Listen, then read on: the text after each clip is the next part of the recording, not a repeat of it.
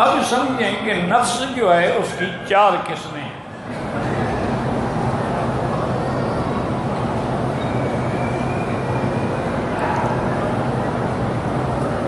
ایک تو نفس امارہ ہے جو آدمی کو برائی کی طرف رغبت دیتا ہے، بلاتا ہے،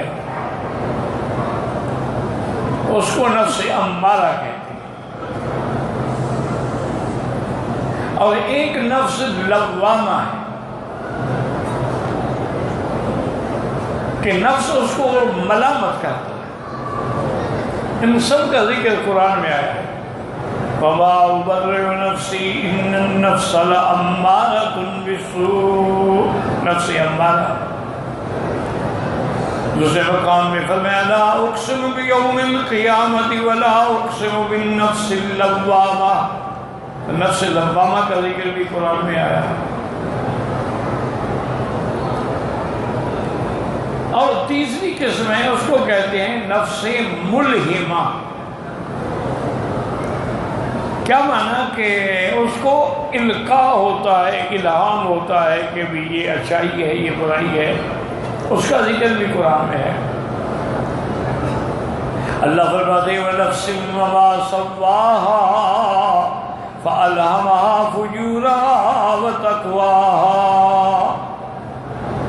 تو اللہ نے ہر چیز سکھائی ہے۔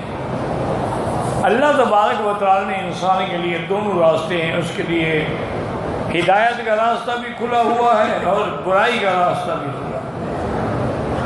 اب وہ جو اختیار کرے گا اس کے مطابق سزا ہو۔ یہ 3 قسمیں ہو گئی، نفس امارہ، نفس لوامہ اور نفس ملہمہ۔ اور چوتھی قسم ہے نفس مطمئنہ، وہ بھی قرآن میں ذکر ہے کہ یا ایتھا النفس المطمئنۃ التی مطمئنہ ارجعی الی ربک فادخلی فی عبادی وادخلی جنتی۔ نفس مطمئنہ کہ جو اللہ کی تمام احکام کی تعمیل کے بعد اللہ کے ہر حکم پہ اس کا دل مطمئن ہے، دکھ ہے تو مطمئن ہے، سکھ ہے تو مطمئن ہے، سرا ہے، ذرا ہے، مصیبت میں صبر ہے اور نعمت میں شکر ہے، یہ نفس مطمئنہ ہے۔ اس کو پھر کہا جائے ارجعی الی ربک راضیۃ مرضیہ فادخلی فی عبادی وادخلی جنتی۔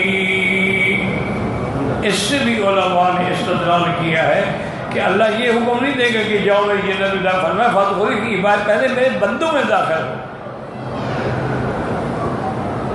تو اس لیے یہ حکم ہے کہ اولیاء اللہ کی صحبت اختیار کریں، صالحین کی صحبت اختیار کریں، ان کے صحبت کے، ان کے اثرات سے یہ سارے راستے جو ہیں پھر ہدایت کے کھلتے ہیں۔ یہ ہے نفس مطمئنہ۔